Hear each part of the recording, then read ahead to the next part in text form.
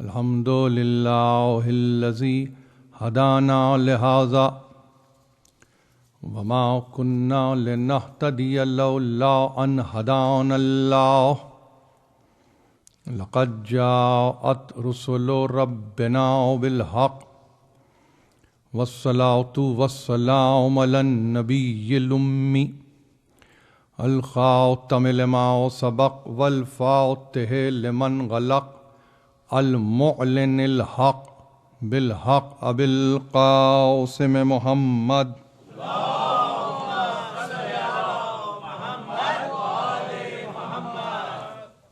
اہل بیتہ الطیبین الطاہرین المعصومین المظلومین الذین اذہب اللہ عنہم الرجس وطہرہم تطہیرا۔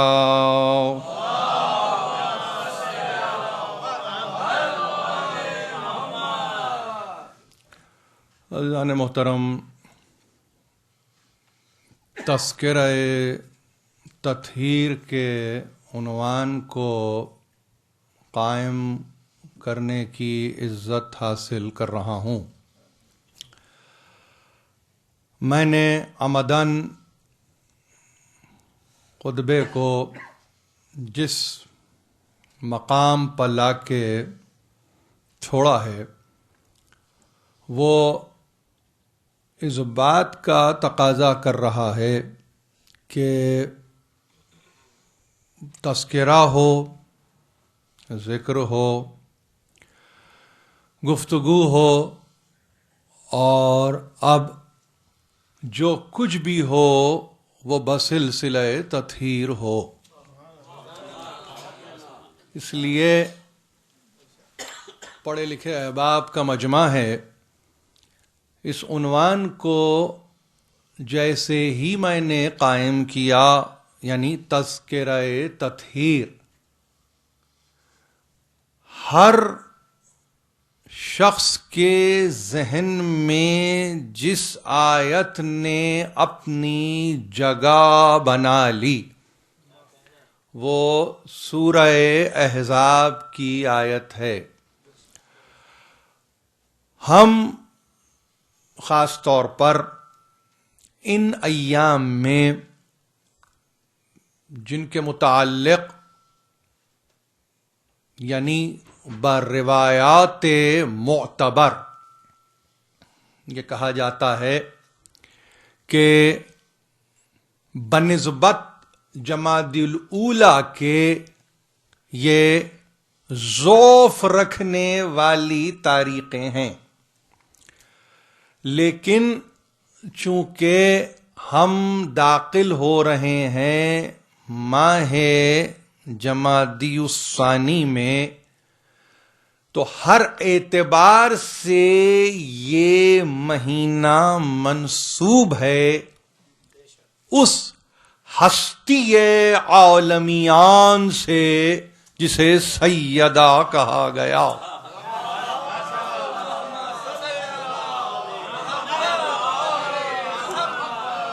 اور ہمیں اس سے بڑھ کر اور کیا نصیب ہوگا کہ انہوں نے ہمارا انتخاب کیا اپنے تذکرے کے لیے، منتخب کیا اپنے تذکرے کے لیے۔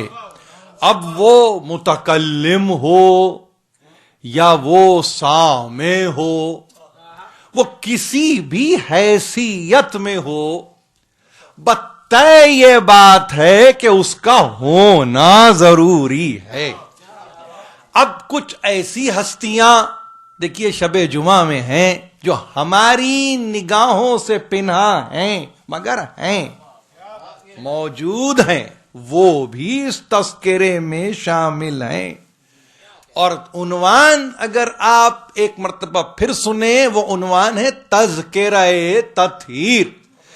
اہل لغت نے تذکرے کے فقط دو معنی کیے ہیں، بہت غور سے سن لیجئے، معین وقت میں، اور جو کچھ بھی یوں سمجھیے کہ آپ تک پہنچانے کی عزت حاصل کر سکا میں ظاہر کہ کوشش ہی کر سکتا ہوں. دو ہی ہے معانی. تذکرہ لفظ ہے تذکرہ. اب اگر آپ تاریخ اٹھائیے تو تذکرۃ الاولیاء مثلا اس طرح کی آپ کو نایاب کتابیں ملیں گی کہ جہاں پر بڑے بڑے علماء کی تصانیف اور تالیفات موجود ہیں. آپ کو معلوم ہونا چاہیے اس لفظ کا استعمال کرنے کی وجہ کیا ہے. تذکرہ میں نے جیسا کیا دو معنی میں, یا تو یہ ذکر ہے یا اردو لغت یا یہ چرچا ہے. دو معنی میں نے عرض کیا آپ سے. تیسرے آپ کو قابل اعتبار معنی نظر نہیں آئیں گے. تذکرہ یا ذکر ہے یا چرچا ہے. اور اگر پہلے معنی کو ایک طرف رکھ کر دوسرے لفظ پر غور کیجئے تو چرچا اس شے کا, اس بات کا جو چار عالم پر محیط ہو, وہ یعنی فقط اس دنیا اس زمین نہیں. اس کا مطلب یہ ہے کہ اگر چرچا ہے تو اہل زمین میں بھی ہے, سکان سماوات میں بھی ہے. اور ہمارے پاس ہماری فکر میں لفظ ذکر کی تعریف وہ نہیں ہے جو عامت المسلمین میں کی جاتی ہے. ہمارے پاس لفظ ذکر زبانی جمع خرچ کرنے کا نام نہیں ہے جب تک کہ قلب داخل نہ ہو اور نتیجے میں تالیف قلب نہ ہو جائے. یہ ہے ہمارے پاس ذکر کی انتہا. زبانی گفتگو کی, دل سے تعلق نہ ہو, فقط آپ کے لسان پر اللہ اللہ اللہ ہو تو رہے, ذکر قائم نہیں ہوتا. لیکن جہاں قلب شامل ہو جائے اور ارادتن شامل ہو جائے اور نتیجتن تالیف قلب ہو جائے تو پھر وہ ذکر نہیں ہے, وہ تذکرہ بن جاتا ہے. تذکرہ تطہیر ہے. شب جمعہ ظاہر ہم نے ان تقاریر کا آغاز کیا ہے اور کہنے کی ضرورت نہیں ہے مجھے کہ ہمارے پاس جب کبھی ہم ان شبوں میں مجالس کا افتتاح کرتے ہیں تو پہلی چیز جس کو ہم پیش کرتے ہیں وہ ہے حدیث قصہ. یہ اپنے مجموع میں ظاہر کہ دہرانے کی بات نہیں ہے, مگر دہرانا اس لیے پڑتا ہے کہ ابھی بھی کچھ اذہان ہیں جو کسی اور طرح سے کام کر رہے ہیں, خاص طور پر حدیث قصہ کے تعلق سے. تو میں نے چاہا کہ ان تقاریر میں کم از کم تالیف قلب ہو جائے, اور اس طرح سے تالیف قلب ہو کہ کم از کم اس حدیث پر ہی ایمان انسان کا محکم ہو جائے. حدیث پر محکم ہوگا تو آیت تک سفر ممکن ہو سکے گا, لیکن جہاں حدیث ہی سے تعلق نہ ہو وہاں آیت کہاں سمجھ میں آئے گی. یہ میرے مقدمے کو, ابتدائی جملوں کو خاص طور پر ذہن میں محفوظ کیجئے, اس لیے کہ نہیں معلوم میں کیوں. یقین جانیے کہ اس لیے نہیں کہ آپ کو کچھ سکھانا ہے یا آپ کو کچھ بتلانا ہے یا آپ کو کچھ سمجھانا ہے, ایسا نہیں ہے. لیکن آج کے ماحول میں چونکہ یہ آواز اس چار دیواری کی پابند نہیں ہے, یہ اس سے بھی ماورا ہے, تو وہاں تک کہ جہاں تک یہ آواز جا رہی ہے کم از کم سننے والے یہ ضرور سنیں کہ کیا کہا جا رہا ہے. حدیث قصہ ہے, اور حدیث قصہ بیان کرنے والا کوئی اور نہیں ہے. جس کا آغاز میں تذکرہ کیا اسی کا اب بھی تذکرہ کر رہا ہوں. ایک بات کو سمجھنے کی ضرورت ہے. دیکھیے, علم حدیث میں جب تک دو امور کو نہ سمجھا جائے اس وقت تک علم حدیث سے واقفیت نہیں ہوتی.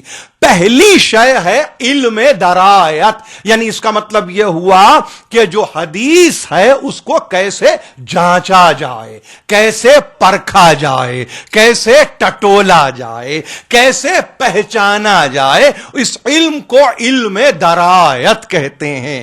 اسی کے طرح ایک اور علم ہے علم رجال. اس کو کب استعمال کرتے ہیں اس علم کو؟ کہ جب متن حدیث کو نہیں بلکہ سند حدیث کو ایک مرتبہ دیکھنا پڑتا ہے، ٹٹولنا پڑتا ہے، جانچنا پڑتا ہے، پرکھنا پڑتا ہے کہ ذرا یہ تو دیکھیں کہ وہ راویان حدیث جو حدیث کے ناقل ہیں، حدیث کے بیان کرنے والے ہیں، حدیث کے پہنچانے والے ہیں، ان کے حالات کیا ہیں، ان کے واقعات کیا ہیں، ان کا طرز زندگی کیا ہے، ان کا طریقہ بندگی کیا ہے. یہ ہے ہمارے پاس علم رجال. ایک حدیث کو سمجھنے کے لیے علم درایت اور علم رجال پر بھروسہ کرنے کی ضرورت ہے. جہاں جہاں حدیث سمجھ میں نہیں آتی وہاں کمی حدیث میں نہیں ہے بلکہ حدیث کے جانچنے کے تعلق سے علم میں کمی ہے. لہذا میں نے مناسب سمجھا، چونکہ بذات ہی فی نفسی میں خود ایک طالب علم ہوں، لہذا نہیں معلوم ہر ایک کی طرف دیکھتا ہوں تو اسی تیقن سے دیکھتا ہوں کہ یہ بھی طلاب ہیں جو یہاں بیٹھے ہوئے ہیں. ظاہر وگرنہ کیا ضرورت تھی ان مجالس میں آنے کی؟ اگر کوئی عالم ہوتا تو ظاہر ہے کہ وہ یہاں کیوں آتا، مگر ہم ایک دوسرے کو چونکہ دین میں طالب علم تصور کرتے ہیں، لہذا میں چاہتا ہوں کہ جو کچھ بھی مجھے وقت مل رہا ہے اس میں کم از کم آپ تک وہ معروضات کو پیش کر دوں جس کے بعد آپ خود طے کریں کہ کیا صحیح ہے اور کیا غلط ہے. ہمارے پاس ایک ظاہر ہے کہ گفتگو اب جب ہو ہی رہی ہے تو یاد رکھیے حدیث کے تعلق سے دو علوم کا تذکرہ کیا. اب آ جائیے حدیث کی طرف کہ حدیث کیا ہوتی ہے. حدیث کے اجزاء دو بتائے ہیں علماء حدیث نے. پہلا حصہ سند، دوسرا حصہ متن. یاد رکھیے سند جس کو انگریزی میں آپ اتھارٹی کہتے ہیں، سند جس کو آپ کہتے ہیں قابل اعتبار کوئی شے، اس کو سند کہا آپ نے. اس کا ترجمہ اگر کرنے پہ جائیں تو اس کا ترجمہ تو سرٹیفکیٹ بھی ہو جائے گا، مگر اس کا ترجمہ حدیث کے دائرے میں رہتے ہوئے یہ نہیں ہوگا بلکہ اس کا ترجمہ ہوگا اتھارٹی. اور جب لفظ متن آیا تو متن اس حصے کو کہتے ہیں کہ جو اسناد کے بعد ایک مرتبہ آپ پر کھل جائے. جب تک کہ سند سے نہ گزرے اس وقت تک متن آپ پر نہیں کھلتا. جہاں متن نہیں کھلتا اس کا مطلب یہ ہے کہ ابھی آپ کی واقفیت ہی سند سے نہیں ہے. میں یہ اپنے مجمع میں بیٹھ کے گفتگو کر رہا ہوں اس لیے کہ حیرانی مجھے ہوتی ہے کہ ہمارے بیشتر احباب نہیں معلوم کیوں کس خیال میں کس غفلت میں وہ حدیث ہے قصہ کے آگے ایک سوالیہ نشان لگا دیتے ہیں اور وہ یہ کہنے کی کوشش کرتے ہیں کہ اس کے تو اسناد ہی نہیں ملتے، اس کی تو سند ہی نہیں ملتی. ان سے جا کے سند کی تعریف پوچھیں تو انہیں سند کی خبر ہی نہیں ہے. یعنی جن کی اپنی کوئی سند نہ ہو وہ حدیث قصہ کی سند پر گفتگو کریں.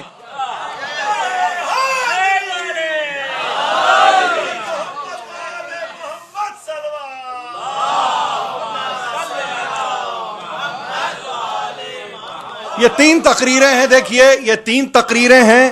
میں آج کی حد تک سند پر کل کی حد تک انشاءاللہ متن پر اور آخری دن نص پر گفتگو کرنا چاہتا ہوں اس تعلق سے. بس یہ 3 تقریریں ہیں اور ظاہر ہے اس کے بعد زحمتیں آپ کی تمام ہو جائیں گی. مگر میں چاہتا ہوں کہ جس انداز سے میں گفتگو کر رہا ہوں اس میں کم از کم ہمارے سننے والے اور خاص طور پر پڑھے لکھے احباب اس کو ذرا سا محفوظ کریں, اس لیے کہ جس دور میں ہم داخل ہو رہے ہیں وہ عجیب و غریب دور ہے. اس میں نہیں معلوم کیا کچھ کہا جا رہا ہے, اس میں نہیں معلوم کیا کچھ کیا جا رہا ہے, اس میں نہیں معلوم کیا کچھ فراموش کیا جا رہا ہے. تو میں چاہتا ہوں کہ کم از کم اس کو آپ ذہن نشین کریں کہ کیا کہا جا رہا ہے. تو حدیث کے تعلق سے علم حدیث پر گفتگو ہوگی تو علم درایت, علم رجال, اس سے مفر نہیں ہے, اس سے فرار نہیں ہے. اگر ان پر نظر نہیں ہے تو علم حدیث پر کوئی آپ کی نگاہ ہو ہی نہیں سکتی. اور لفظ حدیث پر آ جائیں تو حدیث کے تعلق سے ایک بات کو یاد رکھ لیجئے, وہ یہی کہ سند اور متن, اگر سند نہیں معلوم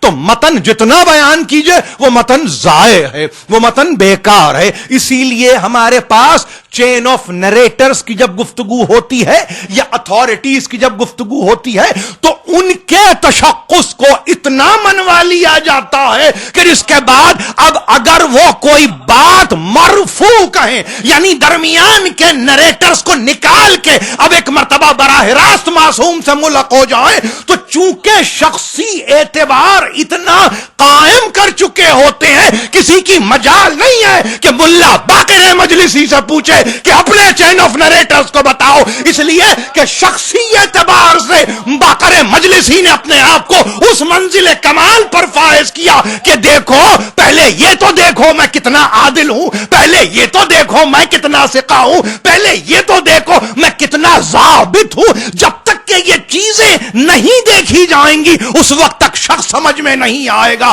جہاں شخص سمجھ میں نہیں آئے گا وہاں حدیث سمجھ میں نہیں آئے گی. تو آپ میں اور آپ کے غیر میں یہی بنیادی فرق ہے. وہ قال رسول اللہ کر کے گفتگو شروع کرتے ہیں اس لیے کہ قابل اعتبار درمیان میں کوئی ہے ہی نہیں.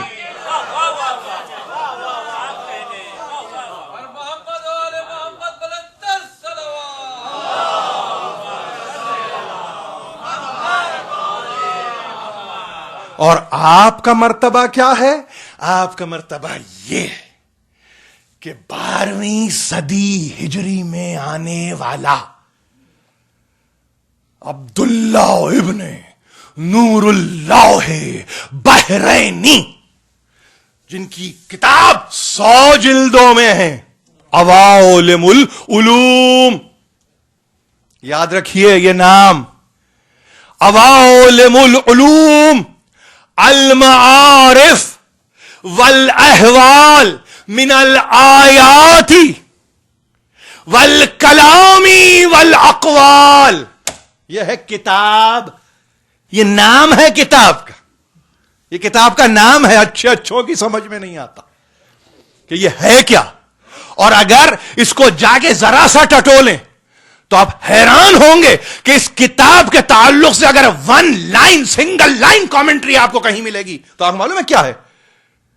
اس کے متعلق کہا ہے کہ یہ ملا باقر مجلسی کی بہار الانوار کا ری ارینجمنٹ ہے.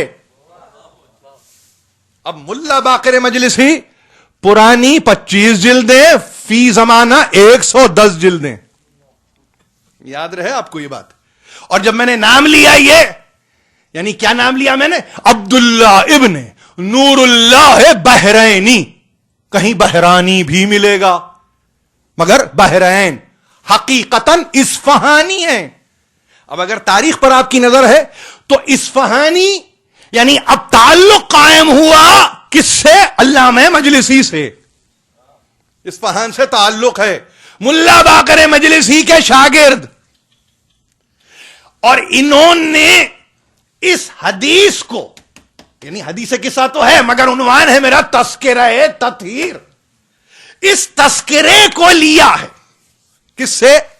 انہوں نے لیا شیخ ہاشم بحرینی سے, جن کا سن وفات ہے 1107 ہجری. یہ ہم عصر ہیں باقر مجلسی کے, جنہیں آپ ملا باقر مجلسی بھی کہیں گے. جنہیں آپ علامہ مجلسی بھی کہیں گے، جن کے سن وفات کو آپ یاد رکھیں گے. ایک نایاب سن وفات ہے 1111 ہجری. ان کے ہم عصر کون ہے؟ ہاشم بحرینی. انہوں نے حدیث کو لیا ہے کس سے؟ ہاشم بحرینی. ان کا سن وفات ہے 1107.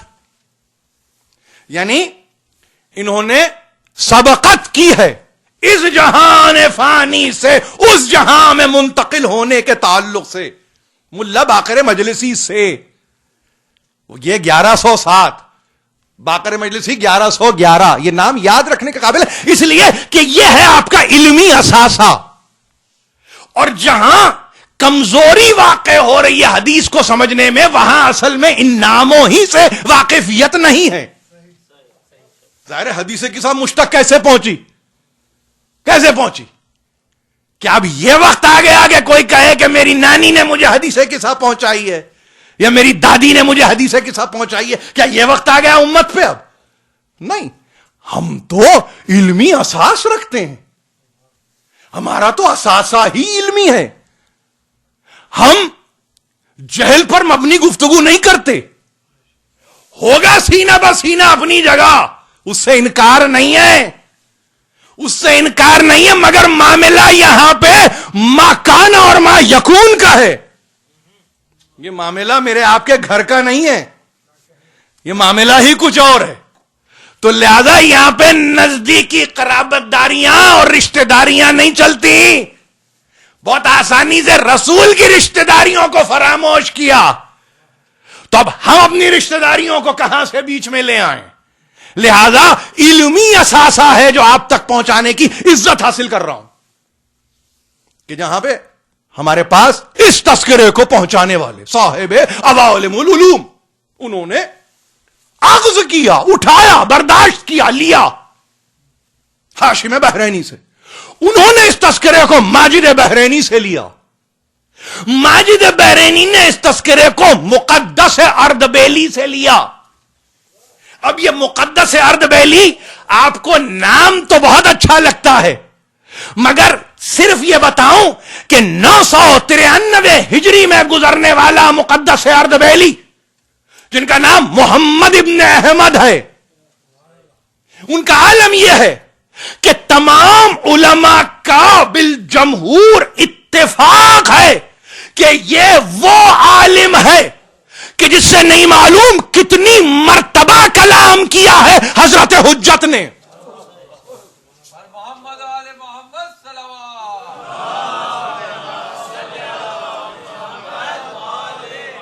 کبھی کبھی اس انداز سے بھی تقریر ہونی چاہیے، اس لیے کہ آپ کو یہ سعادت ہے کہ آپ یعنی قبیل کے بولنے والوں کو سنتے ہیں. لیکن میرے پاس تو بڑی محدود ایک صورت ہے کہ میں آپ تک کیسے پہنچوں، تو یہی صورت میرے پاس ہے. آپ کے پاس صورتیں لامحدود، میرے پاس صورت محدود. اس محدود وقت میں شب جمعہ اگر میں فقط ان اسناد کا حوالہ دے دوں اور ان اسناد میں کوئی سند قیامت کے دن آپ کا ہاتھ تھام لے تو پھر کسی کی ضرورت ہوگی. آپ سمجھ رہے نا آپ میری بات؟ دیکھیے ایک گولڈن چین آف نریٹرز گزرا ہے آپ کے سامنے ہے، سمجھ رہے نا آپ؟ کلمۃ لا الہ الا اللہ حسنی، یہ گولڈن چین آف نریٹرز. کون؟ معصوم سے اوپر پھر معصوم، 8 راوی جو خود معصوم. تو مرنے والے بادشاہ اس گولڈن چین آف نریٹرز کو وصیت میں لکھوا لیا کرتے تھے کہ جب دفن کرنا تو سینے پہ ان 8 معصوموں کے نام رکھ دینا بس. ہمیں اور کچھ نہیں چاہیے، ہمیں اور کچھ نہیں چاہیے. یہ ہے وہ گولڈن چین آف نریٹرز کا سلسلہ کہ جہاں پر ہم اپنے آپ کو ملحق کر رہے ہیں. مقدس اردبیلی شب جمعہ تذکرہ آیا، یعنی اگر کوئی شرق کی سمت سے نجف میں داخل ہو اور مولا کے پاس جائے اور ان کے خزانے پر پہنچے تو عجیب بات لکھی ہے علماء نے کہ وہ کمرہ، وہ اتاق کہ جہاں امیر المومنین کا خزانہ تھا، اب وہ خزانہ مادی ہو اس سے سروکار نہیں ہے کہ کہیں کوئی نسخہ ہو، کوئی تلوار ہو، کوئی جبہ ہو، کوئی دستار ہو، اور اب نہیں معلوم ہو بھی کہ نہ ہو، لیکن ایک ایسا گوہر بے بہا ہے کہ جس کو جاتی ہوئی کوئی حکومت نہ لے جا سکی، اور وہ وہیں زمین میں دفن ہے، اور اس کو مقدس اردبیلی کہتے ہیں ایسا گوہر بے بہا جسے امیر المومنین نے اپنے خزانے میں شامل کر لیا. کوئی تدفین ان کی مرضی کے بغیر نہیں ہوتی. آپ سمجھ رہے ہیں؟ تو جو آ گیا وہ امیر المومنین کے خزانے میں چلا گیا.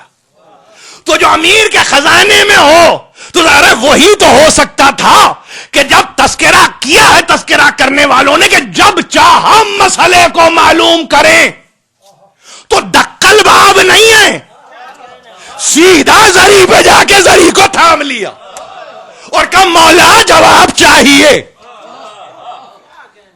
تو جس کا مقام یہ ہو، جس کا مرتبہ یہ ہو، ابھی بات اوپر تک نہیں گئی. کتنے میں نے راستے بتائے یا کتنے واسطے بتائے؟ آپ کہیں گے عبداللہ بحرانی کا تذکرہ کیا، ہاشم بحرانی کا تذکرہ کیا، ماجد بحرانی کا تذکرہ کیا، اور مقدس اردبیلی. یعنی مقدس اردبیلی کو سنتے ہوئے روح کانپ جائے کہ یہ وہ مرتبہ، یہ وہ مقام کہ جس کے متعلق متفقہ فیصلہ ہے علماء کا کہ جو حضوری اس بارگاہ سے نصیب ہوئی ہے مقدس اردبیلی کو، وہ کسی اور کے حصے میں ہے ہی نہیں. یہ ہے آپ کا علمی نسب نامہ. اگر کوئی آپ سے پوچھے نا بھائی آپ کا نسب نامہ کیا ہے، تو اپنے باپ دادا کا تذکرہ نہ کریں، وہی ویسے ہی کریں جیسے سلمان سے پوچھا تو سلمان ابن اسلام. تو آپ کا یہ ہے علمی نسب نامہ کہ آپ کا یہ کھل کے یہ کیا بات کرتے ہیں ان کی جو گزر جانے والے، ارے ان کا تذکرہ کرو جو رہ جاتے ہیں. تو جو رہ گئے ان کا تذکرہ ہوگا نا، زندہ جاوید ہیں، وہ گزرنے والے نہیں ہیں، وہ تو رہتے ہیں، فقط رہتے نہیں رکھتے بھی ہیں. تو آج جو ہم ہیں نا تو ان کا صدقہ ہے جو جاری ہے. ابھی معصوم تک سفر نہیں ہوا، ابھی معصوم تک سفر نہیں ہے. سفر تو ان تک بھی ابھی نہیں ہوا کہ جنہوں نے جوتیوں کو سیدھا کیا ہو. ابھی تو ہم اس اسپرچویلٹی کی منزل پر ہیں کہ جہاں یعنی ابھی مختصر گفتگو، اس لیے کہ مجھے معلوم ہے کہ یہ تقریر نہ طولانی ہو سکتی ہے نہ غیر ضروری اس میں کوئی قصہ گوئی ہو سکتی ہے. اس میں تو صرف بتانا ہے اور بتلانا ہے کہ ذرا سا گفتگو کرتے ہوئے محتاط رہنے کی ضرورت ہے، خاص طور پر تطہیر کے تذکرے کے سلسلے میں. تو وہاں مقدس اردبیلی کا تذکرہ ہوا، اور اب یہ مقدس اردبیلی جب لیتے ہیں اس حدیث کو تو کسی اور سے نہیں لیتے، یہ لیتے حدیث کو زین الدین شہید ثانی سے، جن کا سن وفات پھر یاد رکھیے اس کے متعلق مختلف آراء اپنی مقام پر، لیکن پھر کہنے والوں نے کہا کہ یہ ایک سمجھ لیجئے کہ 900 ہجری کے بعد دنیا سے گزرنے والے، یہ ہے زین الدین شہید ثانی. اور زین الدین شہید ثانی جب اس کو لیتے ہیں تو وہ کس سے لیتے ہیں؟ محقق کرکی سے، جنہیں عبد العالی کرکی کہتے ہیں. عبد العالی کرکی ہلال جزائری سے لیتے ہیں، ہلال جزائری احمد ابن فہد ہلی سے لیتے ہیں، احمد ابن فہد ہلی علی ابن خازن سے لیتے ہیں. علی ابن خازن جب اس حدیث کو برداشت کرتے ہیں، تحمل کرتے ہیں، اٹھاتے ہیں، تو یہ ضیاء الدین شمس الدین کے بیٹے جو شہید اول کے بیٹے ہیں ان سے لیتے ہیں. ضیاء الدین اپنے پدر گرامی شمس الدین اول محمد ابن مکی سے لیتے ہیں. یہ یاد رکھیے ان کا سن وفات 786، یہ سن وفات ہے شہید اول شمس الدین محمد ابن مکی. 786 ہجری. یہ یاد رکھیے. اور اب جب انہوں نے اس حدیث کو لیا تو ان کے سامنے کوئی اور نہیں ہے سوا اس کے کہ یہ لیں فقر المحققین. جیسے ہی یہ آیا ٹائٹل تو آپ کے سامنے آپ پتہ نام کیا آیا؟ یہ کون ہے؟ یہ محمد ابن حسن ہے. یہ کون محمد ابن حسن ہے؟ یہ بیٹے ہیں حسن ابن یوسف ابن علی ابن مطہر ہلی کے، جن کو آپ علامہ ہلی کہتے ہیں. تو شہید اول نے حدیث کو لیا علامہ ہلی کے بیٹے سے، اور ظاہر بیٹے نے اس حدیث کو لیا اپنے پدر گرامی سے، کہ جن کو علامہ ہلی کہتے ہیں. میں نہیں معلوم کتنی مرتبہ اور کہاں کہاں اور جانتے بوجھتے پھر آج دوہرا رہا ہوں کہ یہ وہ شخص ہے، یہ وہ ہستی ہے، یہ وہ فرد فرید اور مرد رشید ہے کہ جس کے نام کے آگے علامہ لگانے کے بعد جمہور علماء نے کہا کہ اگر کبھی تاریخ میں ایبسلیوٹ علامہ کو دیکھنا ہے تو وہ علامہ ہلی ہے. علامہ ہلی. مولانا ہلی کہیں نہ لکھا ہوا دیکھیں گے، نہ سنتے ہوئے دیکھیں گے، اور نہ کہیں پڑھے لکھے مجموعوں میں آپ دیکھیں گے. تو جہاں ان کے آگے علامہ لگ جائے تو پھر اب کوئی گنجائش رہتی ہے؟ کوئی گنجائش رہتی ہے؟ حسرت نکالنے کے لیے بھی گنجائش نہیں ہے. چاہے کہ تاکیدن نام کے آگے لکھوانا، یعنی دل تنہائی میں کبھی حسرت کرے، کبھی تمنا کرے. تنہائی میں کوئی سامنے نہیں ہے، مگر تنہائی میں دل تمنا ہی ہے کہ بھئی نام کے آگے اگر یہ لگ جائے تو مطلق علامہ پکار کے کہے گا مجھے بھول گئے. یعنی اب ایک بات آگے اس جملے کو میں کہنا چاہوں گا، وہی لگا سکتے ہیں کہ جو ہلی کی خدمات سے واقف ہی نہ ہو. اب یہ تعریف معین تعریف ہے، آج سے معین تعریف ہے کہ جو یوسف ابن مطہر ہلی کی خدمات سے واقف نہ ہو، اب وہ تو لگائے اور وہ اعلان جہل کرے، لیکن جہاں علم دامن سے وابستہ اور دامن علمی سے آپ وابستہ، تو وہاں کوشش تصور میں نہیں کی جا سکتی، تصور میں نہیں. اور یہ ایک نہیں ہے اس حدیث کے چین آف نریٹرز میں، یاد رکھیے. اس میں یعنی محقق ہلی بھی ہیں، ابو جعفر ابن نمائے ہلی بھی ہیں، انہوں نے محمد ابن ادریس ہلی سے لیا. یہ حدیث کا سلسلہ ہے جو اوپر تک جا رہا ہے، سیڑھیاں چڑھنا ہے. اب اگر کہیں تھکن کے آثار نمایاں ہو تو پھر یہ کم از کم طے ہو جائے کہ یہ تھکن والے دل اور دماغ معصوم تک تو نہیں پہنچ سکتے. اگر یہیں تھکن واقع ہو رہی ہو، یعنی یہ 32 نریٹرز ہیں، ایک نہیں ہے، 32 ہیں، 32. اب اگر آدھے میں تھکن کے سار نمایاں ہو جائیں تو آخر میں تو وہ ہے نا کہ جس نے کائنات کو خلق ہوتے ہوئے دیکھا ہے. ایک مرتبہ آواز بلند صلوات پڑھ دیجیے.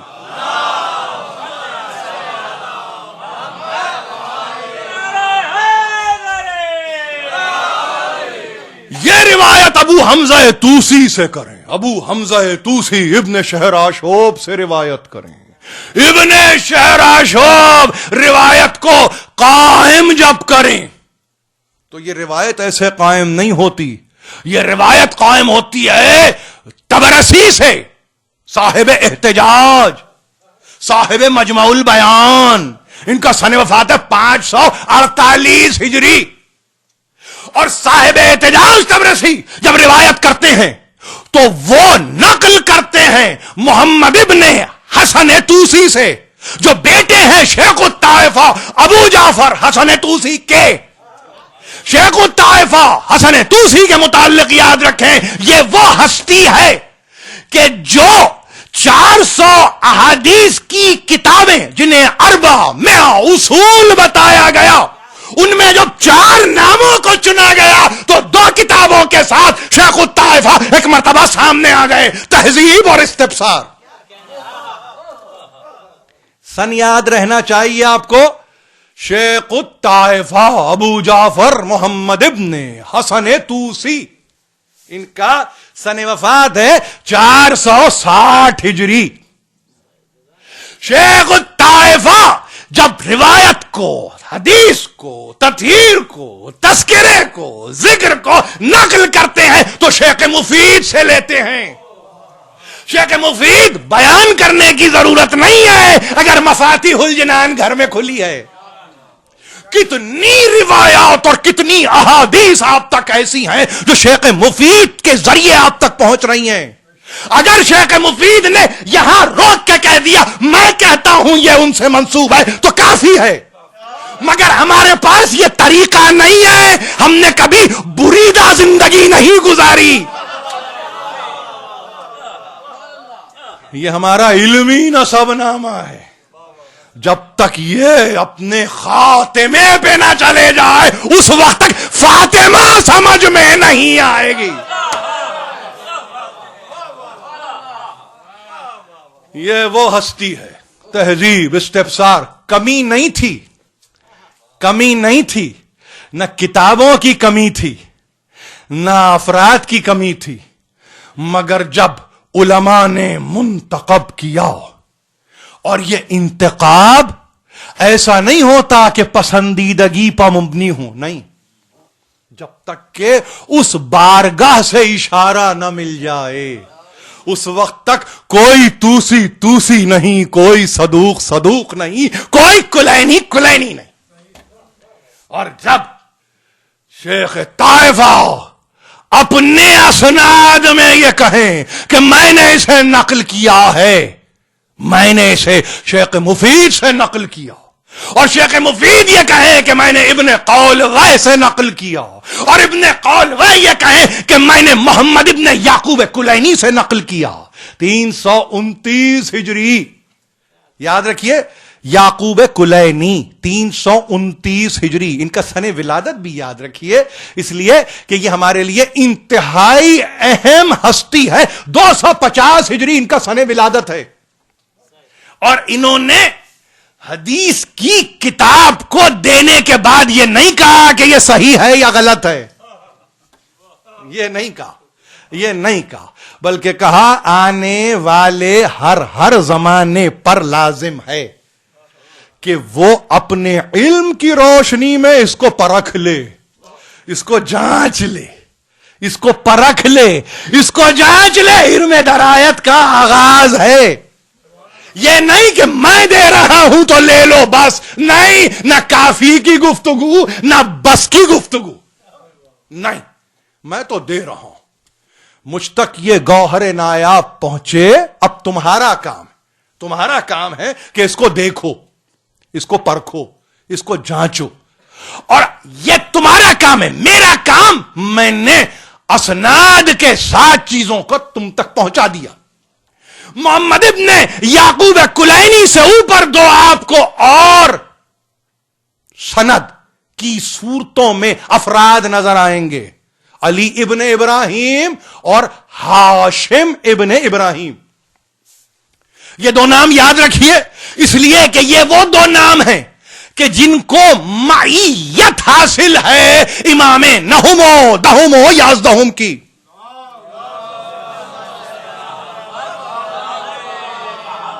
میں نے دیکھیے بڑی احتیاط سے کام لیا ہے، 250 ہجری اگر طے شدہ سال ہے محمد ابن یعقوب کلینی کا، تو حق پہنچتا ہے کلینی کو کہ وہ یہ کہیں کہ میں 11ویں امام اور امام 12 کے زمانے میں رہا ہوں۔ 10 برس کا بچہ ہے، 10 برس کا، یہ 10 برس معمولی 10 برس نہیں تھے، یعنی اگر استفادے کی منزل پر آ جائے تو پھر 8 برس کا بچہ بھی فقیہ ہوتا ہے. لیکن احتیاط کا یہ عالم ہے کہ اسی زمانے میں جی رہے ہیں مگر خود کچھ نہیں کہتے. دنیا کہہ رہی ہے کہ امام 11 کے اصحاب میں ہیں. دنیا میں نے روک کے اس لیے کہا کہ ہمارے پاس احتیاط بڑا اہم مسئلہ ہے. اور پھر اوپر کے 2 نام کھل کے میں نے کہہ دیے کہ جہاں میں نے یہ کہا 9 10 11 امام، اور پھر یہ نقل کر رہے ہیں محمد ابن ابی نصر بزنتی سے کہ جن کے متعلق شیخ الطائفہ ابو جعفر محمد ابن حسن توسی بیان کرتے ہیں. ان کا سن وفات یاد رکھیے 221 ہجری ہے. یہ فرماتے ہیں کہ میری نگاہ میں عالم تمام کے تمام فقہا میں اگر کچھ نام دیے جائیں تو ان میں ایک نام ہے محمد ابن ابی نصر بزنتی. فقط اس لیے نہیں کہ یہ وہ کہہ رہے ہیں، بلکہ انہوں نے کہا کہ امام ہفتم اور امام ہشتم دونوں نے محمد ابن ابی نصر بزنتی کی تعریف کی ہے. یہ کون کہہ رہے؟ یعنی شیخ طائفہ کہہ رہے ہیں بزنتی کے بارے میں، حوالہ دے رہے ہیں امام ہفتم و ہشتم کا. دیکھیے میں اس نسب نامے کو امانتاً پہنچا رہا ہوں، امانتاً، فقط اس لیے کہ کم از کم آج کی تقریر کے بعد جب آپ یہاں سے اٹھیں تو حدیث تو دور کی بات ہے، پہلے یہ افراد آپ کے دل میں تو داخل ہو جائیں کہ یہ ہیں کون پہنچانے والے، یہ ہیں کون. یعنی سر کٹ رہے تھے مگر یہ پہنچا رہے تھے، ہاتھ کٹ رہے تھے مگر یہ پہنچا رہے تھے، خنجر چل رہے تھے مگر یہ پہنچا رہے تھے. انہوں نے اپنے عمل کو ترک نہیں کیا، اپنے عمل کو ترک نہیں کیا. ایک بھی ان میں ترک کر دیتا تو آج آپ تک یہ حدیث نہیں پہنچتی. مگر یہ سلسلہ اس لیے بتایا جا رہا ہے کہ سمجھنے کی کوشش کی جائے. ایک مرتبہ یہاں تک بات آئی کہ جب میں نے کہا محمد ابن ابی نصر بزنتی، ان سے انہوں نے روایت کی قاسم ابن یحییٰ العلاء کوفی سے، قاسم ابن یحییٰ نے روایت کیا ابو بصیر سے، ابو بصیر نے روایت کیا آبان ابن تغلب سے. آبان ابن تغلب کون ہے؟ یاد رکھیے 4تھے امام، 5ویں امام، 6ٹھے امام، صحابی ہیں 3 اماموں کے. اور امام ششم نے کہا آبان ابن تغلب جیسے افراد کو میں مسجد نبوی میں دیکھنا پسند کرتا ہوں. میں دیکھنا پسند کرتا ہوں ایسے افراد کو. فقط دیکھنا نہیں بلکہ یہاں تک کہا کہ یہ فقہی امور پر گفتگو کریں، یہ لوگوں کو علم فقہ سے روشناس کریں، یہ تفقہ فی الدین کریں. معصوم کہہ رہا ہے، معصوم اپنے ہوتے ہوئے اس کی اتھارٹی جیپرڈائز نہیں ہو رہی ہے، اس کے اختیار میں کمی واقع نہیں ہو رہی ہے. معصوم کے لیے یہ نہیں کہا جائے کہ وہ وسعت قلبی کا مظاہرہ کر رہے تھے، نہیں، حق کو حق بتایا، نہ حق کو نہ حق بتایا. اور حق ہے آبان ابن تغلب کا، سند دی امام ششم نے 150 ہجری ان کا سنے وفات ہے. اور انہوں نے نقل کیا جابر ابن یزید جوفی سے جن کا سن وفات 141 ہجری ہے. جابر ابن یزید جوفی نے روایت کیا اس حدیث کو، جسے قصہ کہیں، جسے تطہیر کہیں، جسے آیت کہیں، جو چاہے کہیں، جابر ابن عبداللہ انصاری سے. جابر ابن عبداللہ انصاری 78 ہجری دنیا سے رخصت ہوئے، مگر رخصت ہوتے ہوتے 7 معصومین کی زیارت کر کے گئے. یعنی جب ایک مرتبہ قبر میں پانی آیا اور شاہ سعود یا شاہ عراق نے یہ حکم دیا کہ یہ جابر ہوں یا حذیفہ ہوں ان کے قبور کو منتقل کرو، تو دیکھنے والوں نے کہا آنکھیں کھلی ہوئی تو تھی مگر مردے کی آنکھوں میں دیکھنے کی تاب نہ تھی، اس لیے کہ نور کا یہ عالم تھا۔ اور کیوں نہ ہو اس لیے کہ جابر ہی تو وہ ہستی ہیں جنہوں نے کہا سمے تو میں نے سنا، ارے میں نے کسی سے نہیں سنا، میں نے خود سنا، خود یعنی کس سے سنا؟ جو سماعتوں کو زندگی دے دے، اس سے سنا جو بصارتوں کو زندگی دے دے، جس کے کلام کی قوت کا یہ عالم ہے۔ میری مجال نہیں ہے کہ میں کہوں کہ جابر نے آنکھ اٹھا کے فاطمہ زہرا کو دیکھا ہوگا، مگر میرا یقین اس بات پر ہے کہ اس آواز نے فقط سماعت نہیں بصارت کو بھی بڑھا دیا تھا، کہ جہاں 20ویں صدی کے پہلے ربع کے اختتام کے بعد جہاں منتقلی قبر کی بات آئی اور دیکھنے والوں نے دیکھا تو کچھ اس انداز سے دیکھا کہ نگاہوں پر نگاہیں ٹھہرتی نہ تھیں۔ کوئی تو بات ہوگی، میں تو لفظ معجزہ بھی استعمال نہیں کر رہا ہوں، میں تو اس لفظ معجزہ بھی استعمال نہیں کر رہا ہوں، میں تو پیرہن کا بھی تذکرہ نہیں کر رہا ہوں، میں تو ریش مبارک کا بھی تذکرہ نہیں کر رہا ہوں، میں تو جسم کا بھی تذکرہ نہیں کر رہا ہوں، میں تو فقط آنکھوں کا، کہ ان آنکھوں کو کوئی دیکھ نہ پاتا تھا اور وہ یہ کہے کہ میں نے سنا کہ بی بی نے مجھ سے کہا۔ اب اگر یہ 32 نام آپ کو یاد رہ جائیں اور کل کوئی آ کے آپ سے یہ کہے کہ ہم نہیں مانتے تو اس سے کچھ کہنے کی ضرورت نہیں ہے، اس لیے کہ اس کے ماننے نہ ماننے سے فرق نہیں پڑتا، جنہوں نے مانا انہوں نے منوا بھی لیا، جو نہیں مان رہے ہیں وہ خس و خاشاک ہوتے جا رہے ہیں۔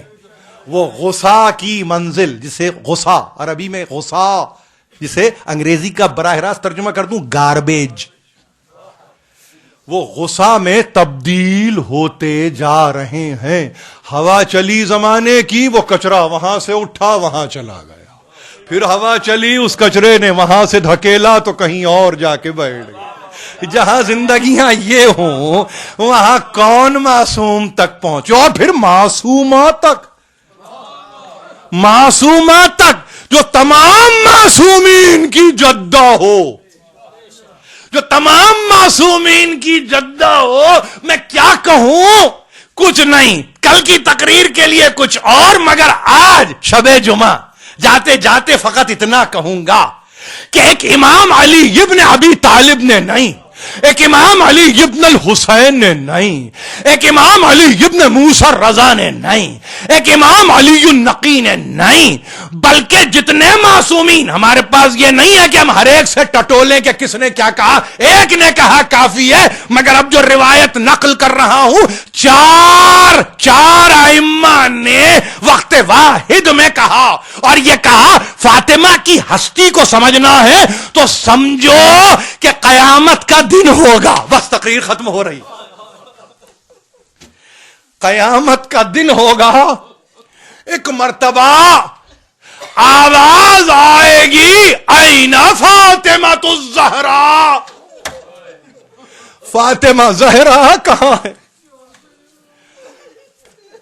فاطمہ زہرا کہاں ہے؟ شب جمعہ ہے، یہ پہلی تقریر ہے، 2 تقریریں اور ہیں، جس حد تک بھی شرکت فرما سکیں شرکت فرمائیے، اس لیے کہ اسی میں ہماری نجات چھپی ہوئی ہے۔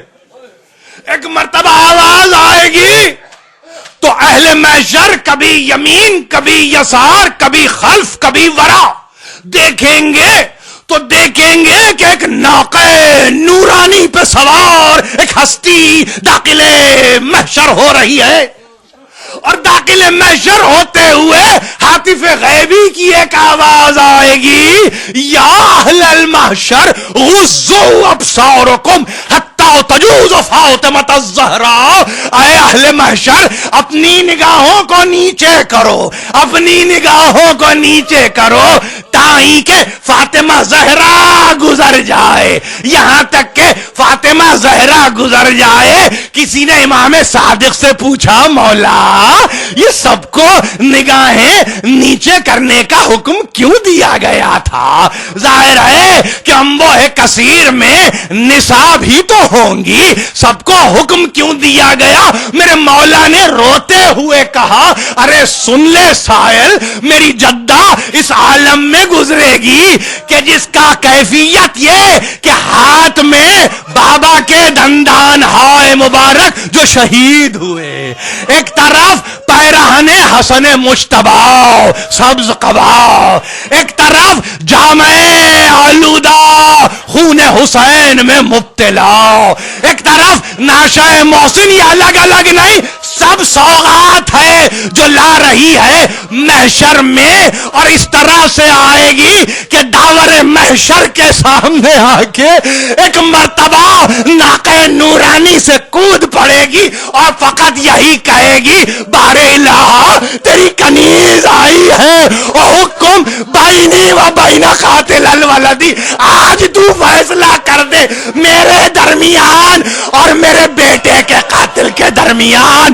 باپ کی آواز آئے گی، اسباب شفاعت ہے، بیٹی کہے گی بابا سب کچھ ہے مگر اپنی امت کو بخشوانے کے لیے کفانی للشفاعتی یدان مقطوعتان لولدی العباس، میری امت کو بخشانے کے لیے میرے عباس کے دو کٹے ہوئے ہاتھ ہی۔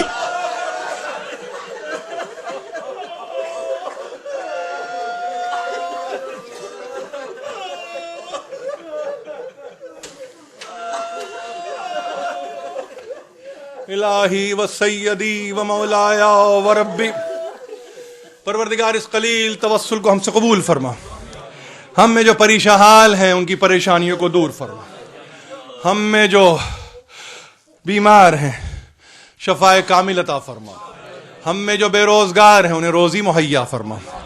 پروردگار واسطہ شہزادی کونین کا، پروردگار حاجات شرعیہ کو برلا، پروردگار ہمیں کوئی غم نہ دے سوا غم آل محمد کے، تعجیل فرما، ظہور حجت فرما۔ ایک مرتبہ ایک درخواست دعائے شفا کے لیے، ریاض فاطمہ اور عبد الحسن آصف، یہ تو شفا ظاہر ہے کہ یہ وہ شفا ہے کہ جس کا اس دنیا سے تعلق ہے، مگر میں اس شفا کے تعلق سے ایک درخواست کروں کہ جس میں ایک سورہ حمد، 3 سورہ اخلاص، 1 سورہ قدر، اور ان مرحومین کو یہ سوغات پہنچائیے جو اپنی عالم بقا میں شفا کے منتظر ہیں۔ سب مرحومین کو شامل کیجئے، اپنے ہوں، پرائے ہوں، غیر ہوں، نزدیک کے ہوں، جو بھی ہوں، سب کو داخل کیجئے اور ایک مرتبہ اس تحفے سے انہیں مالا مال کر دیجئے۔ بسم اللہ الرحمن الرحیم۔